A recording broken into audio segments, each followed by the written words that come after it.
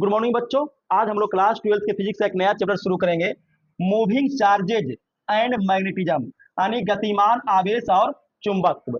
अभी तक देखिए हम लोग फिजिक्स में 3 चैप्टर पढ़े हैं, जिसमें पहला चैप्टर हम लोग पढ़े थे इलेक्ट्रोस्टैटिक्स, यानी जब किसी वस्तु पर चार्ज आएगा और वो चार्ज एक निश्चित पॉइंट पर अस्थिर रहेगा। जैसे इसको अगर रगड़ दिए, यहाँ पर आवेश आ गया तो ये यहीं पर रहेगा, तो इसको बोलेंगे अस्थिर आवेश। और इस आवेश के कारण चारों तरफ इलेक्ट्रिक फील्ड बनेगा। उस इलेक्ट्रिक फील्ड में अगर कोई दूसरा चार्ज आएगा तो उस पर बल लगेगा, इसका इलेक्ट्रिक पोटेंशियल होगा, इलेक्ट्रिक फील्ड होगा, ये सभी चीज। लेकिन अगर यही चार्ज चलना शुरू कर दे तब उसको हम क्या बोलेंगे? गतिमान आवेश। और उस गतिमान आवेश को अगर हम पूरा डिफाइन करेंगे तब उसको बोलेंगे विद्युत धारा। यानी अगर चार्ज किसी चालक में चलना शुरू कर दे तो उसको हम बोलेंगे विद्युत धारा। अब फिर शुरू से आइएगा, अगर चार्ज अस्थिर है तो चारों तरफ क्या बनाएगा? Electric field. अगर चार्ज चलना शुरू कर दे तो चारों तरफ क्या बनाएगा? है तो चार्ज का ही फॉर्मेट ने केवल क्या हुआ? रूप बदल गया, पहले अस्थिर था अब चलने लगा। तो अगर अस्थिर है तो बनाया इलेक्ट्रिक फील्ड, तो चलने लगेगा तो क्या बनाएगा? तो अगर चार्ज है तो इलेक्ट्रिक फील्ड तो बनाएगा ही बनाएगा। इसके साथ साथ एक और क्षेत्र बनाता है जिसको हम लोग बोलेंगे मैग्नेटिक फील्ड। क्या बोलेंगे? Magnetic field. तो मैग्नेटिक फील्ड को समझने के लिए यहां पर एक चीज समझिए। जैसे देखिए, मान लीजिए कि यहां पर एक चुंबक का टुकड़ा है, ये इस प्रकार से, ये चुंबक का एन पोल है और ये चुंबक का एस पोल है। जैसे यहां देखिएगा, ये एक चुंबक का टुकड़ा है, तो ये चुंबक का टुकड़ा भी देखिए क्या है? अस्थिर है। ये चुंबक का टुकड़ा भी क्या है? देखिए अस्थिर है। कोई इस पर बल लग रहा है, कुछ इसमें हो रहा है। लेकिन अगर हम इसके नजदीक कोई दूसरा चुंबक का टुकड़ा लाएंगे तो ये देखिए क्या हुआ? ये वाला ये जो दूसरा चुंबक का टुकड़ा था, ये देखिए एक चुंबक का टुकड़ा हमने इसको ऐसे रखा और ये अभी अस्थिर है, लेकिन जैसे ही हम यहाँ पर लाते हैं, ये देखिए खींच लिया, यानी इस पर बल लगा। तो अगर एक चुंबक अकेला है तो इस पर कोई भी बल काम नहीं करता है। लेकिन अगर हम इसके नजदीक एक दूसरा चुंबक का टुकड़ा लाते हैं तो हम देखते हैं कि ये दोनों में आकर्षण हुआ। क्या हुआ? आकर्षण। उसको खींच लिया। अब ये कोई जरूरी नहीं है कि आकर्षण ही होगा, हो सकता है कि प्रतिकर्षण भी हो।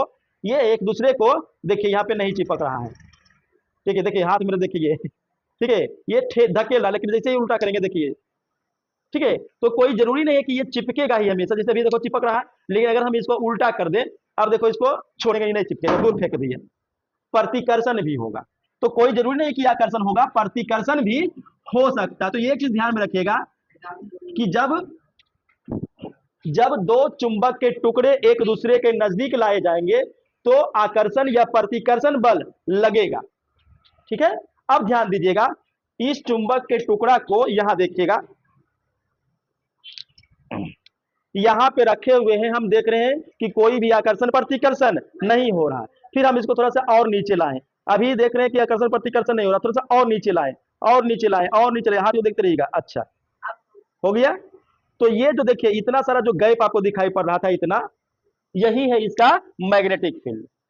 यही क्या है? Magnetic field. यानी ये जो इतना सारा एरिया था, ये जो इतना सारा एरिया है, अब इसको नीचे करेंगे, ये देखिए खींच लिया ना। तो ये जो इतना सारा एरिया था, दोनों के बीच का जो गैप था, एरिया, क्षेत्र, फील्ड, वही क्या कहलाएगा? Magnetic field. यानी किसी चुंबक के चारों ओर वह क्षेत्र जहां पर या तो आकर्षण या तो प्रतिकर्षण बल का अनुभव किया जाएगा, उसी को हम क्या बोलेंगे? Magnetic field. इस चीज को याद रखिएगा और इसका डेफिनेशन आप यहां पे नोट कर सकते हैं। किसी चुंबक, अच्छा, ऐसा धारावाही चालक के साथ भी हो सकता है, उसको भी अभी दिखाएंगे। तो अभी याद रखिएगा कि किसी चुंबक या धारावाही चालक के चारों ओर वह क्षेत्र जहां पर चुंबकीय प्रभाव, कौन सा चुंबकीय प्रभाव? आकर्षण या प्रतिकर्षण, जो भी आपको दिखा रहे थे, उसको अनुभव किया जाएगा, उसी को हम क्या बोलेंगे? चुंबकीय क्षेत्र। अब अगर कोई पूछेगा तो बोल दीजिएगा, ने बोलो, किसी चुंबक के चारों ओर वह स्थान जहां पर चुंबकीय बल यानी आकर्षण या प्रतिकर्षण अनुभव किया जाएगा, उसी को क्या बोलेंगे? चुंबकीय क्षेत्र बोलेंगे। अब अगर ये चुंबकीय क्षेत्र है, ध्यान दीजिएगा, अगर ये यहाँ पर चुंबकीय क्षेत्र, देखिए ये धकेल रहा है, ये प्रतिकर्षण हो रहा है, देखिए छोड़ेंगे ये धकेल देगा, ठीक है? ये क्या हो रहा है? प्रतिकर्षण। तो ये बीच का जो एरिया है, यही एरिया आपका क्या है, मैग्नेटिक फील्ड। ये चारों तरफ इसका जो है मैग्नेटिक फील्ड होगा। अगर ये चारों तरफ इसका मैग्नेटिक फील्ड है तो इसको हम कैसे नापेंगे कि यहाँ पर मैग्नेटिक फील्ड कितना है। ठीक है, तो उसको नापने के लिए हम लोग एक मात्रक यूज करेंगे, टेस्ला। क्या यूज करेंगे, टेस्ला। तो इसका यह सही मात्रक टेस्ला और संकेत में टी। अब यह एक सदिश राशि है। कौन सदिश राशि है, ये जो मैग्नेटिक फील्ड बीच में बना चुंबकीय क्षेत्र, ये क्या है, एक सदिश राशि। अब अगर ये सदिश राशि है तो इसका कुछ ना कुछ दिशा भी होगा, तो दिशा याद रखेगा। देखिए अगर हम एक चुंबक बनावे यहाँ पे, तो एक चुंबक के दो पोल होते हैं, एक यन पोल और एक यस पोल, यानी उत्तरी ध्रुव और दक्षिणी ध्रुव। चुंबक का देखिए एक बहुत बड़ा विशेषता है कि अगर हम चुंबकीय सुई को यानी चुंबक को स्वतंत्र रूप में लटकता हुआ छोड़ देंगे तो वो हमेशा उत्तर दक्षिण की दिशा में जाकर के अस्थिर हो जाएगा। यानी कि जैसे मान लीजिए कि ये एक चुंबकीय सुई है और इसको हम ऐसा छोड़ दिए तो ये घूम करके उत्तर दक्षिण की दिशा में हो जाएगा। अभी पूर्व पश्चिम की दिशा में है, घूम करके उत्तर दक्षिण की दिशा में अस्थिर हो जाएगा। तो जो पोल जो नोखी उत्तर की ओर रहेगा उसको यन पोल बोल देंगे, और जो नोखी दक्षिण की ओर रहेगा उसको यस पोल बोल देंगे। तो चुंबक में कितने ध्रुव होंगे, दो ध्रुव। कौन कौन, नॉर्थ और साउथ, यन पोल और यस पोल। अब मैग्नेटिक फील्ड कैसे बनेगा, ध्यान दीजिएगा। चुंबक के अंदर, ध्यान दीजिएगा, चुंबक के अंदर मैग्नेटिक फील्ड बनेगा यस से यन की ओर, साउथ टू नॉर्थ। लेकिन चुंबक के बाहर मैग्नेटिक फील्ड बनेगा यन से निकलेगा और यस में प्रवेश करेगा। देखिए ये लाइन देखिए बन रहा है, सेटिंग हो रहा है ना, और दूर जाएगा। देखिए यहां से इस प्रकार से बनेगा, ठीक है, इस प्रकार से बनेगा, ऐसे गया ऐसे, है ना, यहां से इस प्रकार से मैग्नेटिक फील्ड बनेगा, यन से निकलेगा और यस में प्रवेश करेगा। और भी बनाएगा तो देखिए यन से ऐसा निकलेगा और यस में ऐसा प्रवेश करेगा, यन से ऐसा निकलेगा, यस में प्रवेश करेगा। तो चुंबकीय क्षेत्र सदिश राशि है और इसका दिशा किधर होता है, नॉर्थ से साउथ की ओर। याद रखिएगा, नॉर्थ से साउथ की ओर। और चुंबक के अंदर अगर पूछ दिया तो साउथ से नॉर्थ की ओर। ठीक है, अब चूंकि देखिए टेस्ला जो है एक बड़ा मात्रक है, इसलिए एक छोटा मात्रक गाउस का भी उपयोग कर लेते हैं, और एक टेस्ला याद रखेगा 10⁴ गाउस के बराबर होगा। ये ऑब्जेक्टिव में पूछेगा। तो यहां पर आपका देखिए चुंबकीय क्षेत्र 2 मार्क्स का डेफिनेशन, इसका यह सही मात्रक कौन सा राशि है, दिशा किधर होगा, और एक टेस्ला के बराबर कितना गाउस होगा, ये सभी चीजें आपको ऑब्जेक्टिव में पूछेगा। यहां तक में कोई दिक्कत, आगे बढ़े। चलिए नेक्स्ट चीज देखिएगा, यहां पर जो हम लोग बात कर रहे थे कि किसी चुंबक या धारावाही चालक, अब ध्यान दीजिएगा इस पर। तो जो चीज यहां पर मैग्नेटिक चुंबक दिखा रहा है कि अगर हम चुंबक को चुंबक के नजदीक लाते हैं तो ये आकर्षण या प्रतिकर्षण करता है, उसी तरह का इफेक्ट हमारे एक साइंटिस्ट ओरेस्टेड ने देखा था। कौन, ओरेस्टेड, ये डेनमार्क के एक वैज्ञानिक थे, ओरेस्टेड। इन्होंने क्या देखा कि जब किसी चालक तार में से, ध्यान दीजिएगा, जब किसी चालक तार में से विद्युत धारा प्रवाहित होता है तो इसके चारों तरफ भी ऐसा ही गुण पाया जाता है कि जैसा इसमें था। कैसा गुण इसमें था कि ये अपने चारों तरफ चुंबकीय क्षेत्र बना रहा है, जिसमें अगर कोई दूसरा चुंबक आएगा तो उसको खींच लेगा या तो धकेल देगा। तो इलेक्ट्रिक करंट भी उसी तरह से दिखा रहा था। यानी अगर हम यहां पर समझिए कि इलेक्ट्रिक करंट प्रवाहित हो रहा है तो इसके चारों तरफ भी एक वही वाला चीज बना हुआ है जो इस चुंबक के कारण बना हुआ था, यानी मैग्नेटिक फील्ड। तो ओरेस्टेड ने देखा कि जब किसी चालक तार में विद्युत धारा प्रवाहित होता है तो वो भी अपने चारों तरफ एक चुंबकीय प्रभाव यानी कि चुंबकीय क्षेत्र उत्पन्न करता है, और इसका नाम रखा गया विद्युत धारा का चुंबकीय प्रभाव। तो याद रखिएगा चुंबकीय क्षेत्र कौन कौन उत्पन्न कर सकता है, एक तो चुंबक और दूसरा विद्युत धारा, विद्युत धारा। याद रखिएगा इस चीज को। तो इसीलिए यहां पर लिखा हुआ था कि चुंबक या धारावाही चालक के चारों। ठीक है, तो अब एक परिभाषा ये आता है कि विद्युत धारा का चुंबकीय प्रभाव हम किसको कहेंगे, विद्युत धारा का चुंबकीय प्रभाव। तो जैसा कि अभी आपको बताया गया कि अगर किसी चालक तार में से होकर विद्युत धारा प्रवाहित हो तो उसके चारों तरफ एक चुंबकीय क्षेत्र उत्पन्न होगा, इसी को हम क्या बोलेंगे, धारा का चुंबकीय प्रभाव। चूंकि अब चुंबकीय प्रभाव कौन दिखला रहा है, धारा, चुंबक तो है नहीं, तो नाम हो गया धारा का चुंबकीय प्रभाव। अगर ये चुंबक है तो बोलेंगे चुंबक का चुंबकीय प्रभाव। क्लियर, तो ये हो गया। याद रखिएगा कि जब किसी चालक से होकर विद्युत धारा प्रवाहित की जाएगी तो उसके चारों तरफ क्या उत्पन्न होगा, चुंबकीय क्षेत्र उत्पन्न होगा। इसी को हम क्या बोलेंगे, विद्युत धारा का चुंबकीय प्रभाव। याद रहेगा ने, जब किसी चालक तार से विद्युत धारा प्रवाहित होगा तो चारों तरफ क्या बनेगा, चुंबकीय क्षेत्र, उसी को क्या बोलेंगे, चुंबकीय प्रभाव।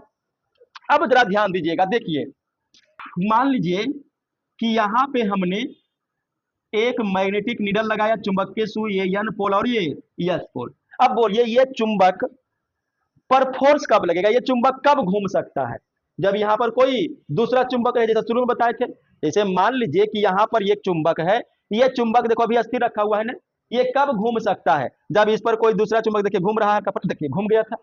तो जब कोई दूसरा चुंबक रहे, लेकिन ओरेस्टेड साहब ने क्या किया कि यहाँ पर कोई दूसरा चुंबक नहीं रखा, बल्कि यहाँ पर इसके समानांतर ऊपर से एक तार गुजारा और यहाँ पर एक बैटरी लगा करके यहाँ एक स्विच लगा दिया मान लो, और जैसे ही इसको स्विच को ऑफ किया, यहां से करंट सप्लाई हुआ और उन्होंने क्या देखा कि ये चुंबकीय सुई घूम गया, चुंबकीय सुई घूम गया। अब जरा समझिएगा, अभी हम लोग क्या देखे थे, एक सिद्धांत देखे थे शुरू में कि ये चुंबक कब घूमता है, जब इसके नजदीक कोई दूसरा चुंबक आता है। ऐसे तो ये नहीं घूमता है, लेकिन यहां देखो ये चुंबक है, ए बच्चा ये चुंबक है, यहां पर कोई दूसरा चुंबक है क्या, फिर भी ये घूम रहा है।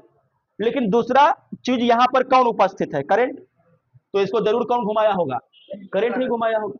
जैसे यहां पर एक चुंबक है, यहां दूसरा चुंबक आया, इसको घुमा रहा है, देखो हल्का फल्का जरा दिखाई पड़ रहा है ना, देखो घुमा रहा है। तो एक चुंबक को कौन घुमाया, दूसरा चुंबक का उपस्थिति।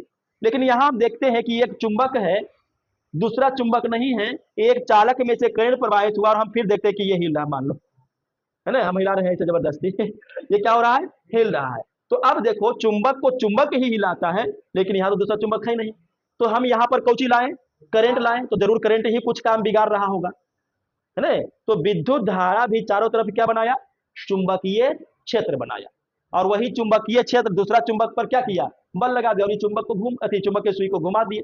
अब क्वेश्चन ये है इसमें कि ये चुंबकीय सुई, ध्यान दीजिएगा यहाँ पे, ये चुंबकीय सुई इस प्रकार से घूमेगा, ये चुंबकीय सुई इस प्रकार से घूमेगा, इधर देखिएगा, देखिएगा ये चुंबकीय सुई का यन पोल घूम के इधर आएगा, या चुंबकीय सुई का यन पोल घूम करके इधर जाएगा। तो इसके लिए हम लोग को पढ़ना है एम्पियर स्विमिंग रूल, एम्पियर के तैरने का नियम। यानी एक चीज हमको पता चला या दो चीज पता चला, मैग्नेट क्या उत्पन्न करता है, चुंबकीय क्षेत्र, विद्युत धारा भी उसी तरह से क्या उत्पन्न करता है, चुंबकीय क्षेत्र। अगर विद्युत धारा के कारण चुंबकीय सुई पर बल लगता है, वो घूमेगा, विक्षेपित होगा, तो किधर विक्षेपित होगा, यन पोल इधर विक्षेपित होगा या यन पोल इधर विक्षेपित होगा। ये जानने के लिए हमको क्या पढ़ना पड़ेगा, एम्पियर का परिपथीय नियम। अब देखिए एम्पियर का परिपथीय नियम क्या है कि जब कोई व्यक्ति चालक तार में प्रवाहित विद्युत धारा के दिशा में इस प्रकार तैरे कि धारा उसके पैर से प्रवेश करे और कहां से बाहर निकले, सिर से, तब चुंबकीय सुई का जो यन पोल है, चुंबकीय सुई का ये जो यन पोल है, ये तैरने वाले व्यक्ति के किधर, बाएं हाथ की ओर विक्षेपित होता है। ठीक है, तो ये एम्पियर के परिपथीय नियम से चुंबकीय सुई का विक्षेपण हम लोग जान पाते हैं। क्लियर है, यहां तक नोट कर लीजिए यहां तक जल्दी से। चलिए अब देखिए, ये जो विद्युत धारा का चुंबकीय प्रभाव है, यानी जब किसी चालक से विद्युत धारा प्रवाहित होगा तो चुंबकीय क्षेत्र उत्पन्न होगा, इसको दिखलाने के लिए है ना ओरस्टेड ने एक प्रयोग किया था, उसी को हम लोग को पढ़ना है ना, ओरस्टेड का प्रयोग। अब देखिए ओरस्टेड का प्रयोग क्या किया कि ओरस्टेड ने ही सबसे पहले क्या बताया था कि जब किसी चालक तार में से विद्युत धारा प्रवाहित होगा तो चालक के चारों ओर क्या होगा, एक चुंबकीय क्षेत्र उत्पन्न हो जाएगा।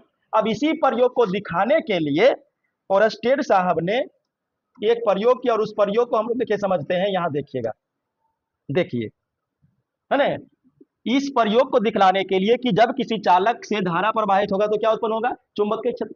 तो मान लीजिए कि एक चुंबक है, ये इसका यन पोल और ये यस पोल इस प्रकार से रखा हुआ है, और इसके ठीक समानांतर एक तार ए बी, इसको पेंच द्वारा कस के तान करके रख दिया गया है। अब जैसे ही बैटरी से यहां से करंट सप्लाई होता है, तो यहां पर ध्यान दीजिएगा, जैसे ही बैटरी से करंट सप्लाई होता है, ये चुंबकीय सुई का जो यन पोल अभी यहां तक था, ये घूम गया इस प्रकार से, और यन पोल यहां चला गया, यस पोल यहां चला गया। अब जरा समझिए, अभी हम लोग देखे थे बेसिक में कि चुंबक कब घूमता है, जब कोई दूसरा चुंबक वहां स्थित हो, लेकिन यहां तो कोई दूसरा चुंबक नहीं है, केवल क्या हुआ, तार में विद्युत धारा प्रवाहित हुआ है। अच्छा, दूसरा चीज, जैसे ही फिर से यहां से करंट को बंद करेंगे, फिर ये चुंबकीय सुई इसी स्थिति में आ जाएगा, फिर करंट को देंगे फिर घूम के ऐसा हो जाएगा। तो जब जब करंट जाता है, जब जब चुंबकीय सुई घूम जाता है, और सिद्धांत क्या है कि चुंबक तभी घूमेगा जब वहां चुंबकीय क्षेत्र उत्पन्न हो। तो यहाँ कोई दूसरा चुंबक तो नहीं है, केवल हम धारा प्रवाहित करते हैं और घूम जाता है। इसका मतलब जरूर धारा ही क्या कर रहा है, चुंबकीय क्षेत्र उत्पन्न कर रहा है। तो इस प्रयोग से स्पष्ट हो जाता है, बस ज्यादा कुछ नहीं है एरोस्टेट के प्रयोग में, है ना। अच्छा, ये यन पोल इधर क्यों घूमा, एम्पियर का स्विमिंग रूल लगा दीजिए।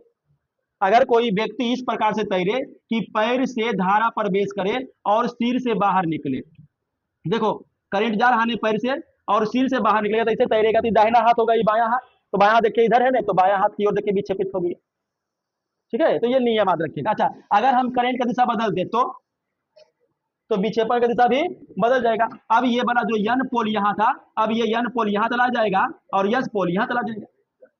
ठीक है, तो याद रखिएगा, फिर से आपको एक बार रिविजन करवा देते हैं।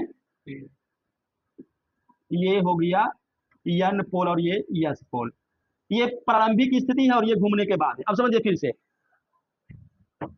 और स्टेट ने अपने प्रयोग के आधार पर यह बताया कि जब किसी चालक से होकर विद्युत धारा प्रवाहित की जाती है तो चारों ओर एक चुंबकीय क्षेत्र उत्पन्न होता है। इस प्रयोग को दिखाने के लिए एक चुंबकीय सुई यन यस लिया जाता है। क्या लिया जाता है, ये देखिए यन यस लिया जाता है, जो अपने उदग्र अक्ष के परितः घूर्णन करने के लिए स्वतंत्र हो। चुंबकीय सुई के समानांतर एक तार ए बी को तान करके रख दिया जाता है, इससे विद्युत धारा प्रवाहित की जाती है। तो चुंबकीय सुई क्या होता है, घूम जाता है, यानी कि विक्षेप हो जाता है। जब धारा की दिशा बदलेंगे तो विक्षेप का दिशा भी बदल जाएगा, जो भी बता रहे थे। अब चूंकि हम ये बात जानते हैं कि चुंबकीय सुई में तभी विक्षेप हो सकता है जब वहां कोई और चुंबक हो, लेकिन यहाँ तो कोई और चुंबक है ही नहीं, सिर्फ तार से धारा प्रवाहित करने पर ही चुंबकीय सुई में विक्षेप उत्पन्न हुआ है। इसी से यह निष्कर्ष निकलता है कि चुंबकीय क्षेत्र जरूर धारावाही चालक जरूर ही चुंबकीय क्षेत्र उत्पन्न करता है। क्लियर है, इसको लिख लीजिए, चित्र के साथ बनाइएगा इसको। ये फिर से बढ़िया से कर देते हैं, ये यन है, ये यस है, ये तार ए बी है, ये धारा का दिशा है, और ये हो गया चुंबकीय सुई में विक्षेप। ठीक है, तो ये आपका आज का टॉपिक समाप्त हो गया। अब हम लोग इसके आगे कल देखेंगे, इसलिए आप हमारे चैनल को सब्सक्राइब कर लें।